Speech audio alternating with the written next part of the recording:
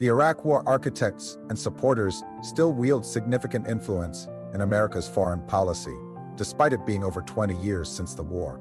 This is shocking, especially considering Trump's landslide victory, where he ran against the neocons. The incoming Trump administration is facing a below-the-radar war with the permanent Washington national security establishment and the neocons. Recently, Pete Hegseth was confirmed as the defense secretary on a 50-50 vote. Hegseth's past foreign policy beliefs were conventional Republican, but he seems to have undergone a conversion. The people he has chosen to surround himself with are stark departures from his past self, which is a big deal, especially in a place like the Pentagon. The Pentagon is the largest bureaucracy on Earth, and it exists to serve itself. The Pentagon desperately needs reform, and Hegseth's personnel choices suggest he may be on board with Trump's foreign policy. One of Hegseth's picks is Michael Domino, who will have the Middle East portfolio. Domino has been advised by Daniel Caldwell, a man of genuine integrity, high intelligence, and principle. Caldwell is being attacked by people who never served, and it's unclear why. The attacks on Caldwell and Domino are part of a larger campaign of lies. The people behind these attacks are willing to destroy anyone who stands in their way, using dishonest and brutal tactics. They have no limits to their behavior and are engaged in guerrilla warfare to win at any cost.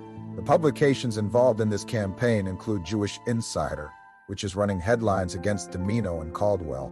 However, there is no evidence to support these claims, and in fact, there is evidence to the contrary. He was successful, but he is being attacked as an agent of the Islamic Republic of Qatar and anti-Israel. The attacks on Witkoff are part of a larger climate of hysteria within Israel, particularly among the hardline factions of Netanyahu's cabinet. Witkoff is a pragmatic and tough person who is not super ideological. He's a self-made real estate guy who is pro-Israel, but not an ideologue. He was able to effect a negotiation because he's practical and tough, not captive to theories.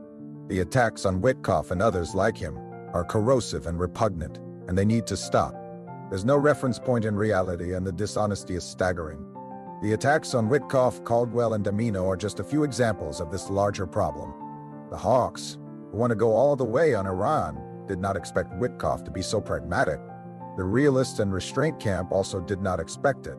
The reporting from Israeli media suggests that Witkoff forced Prime Minister Netanyahu into a deal that he had turned down 6 months ago. This has set off a climate of hysteria within Israel, particularly among the hardline factions of Netanyahu's cabinet. The attacks on Witkoff and others will not stop unless there's pushback. The country needs to stop lying and be honest about things. If you enjoyed this episode till now and want to listen to the complete episode, please subscribe to Quick Podcast Summaries on Spotify and Apple Podcasts for less than the price of candy, and you can save an average of 20 hours per week of your precious time.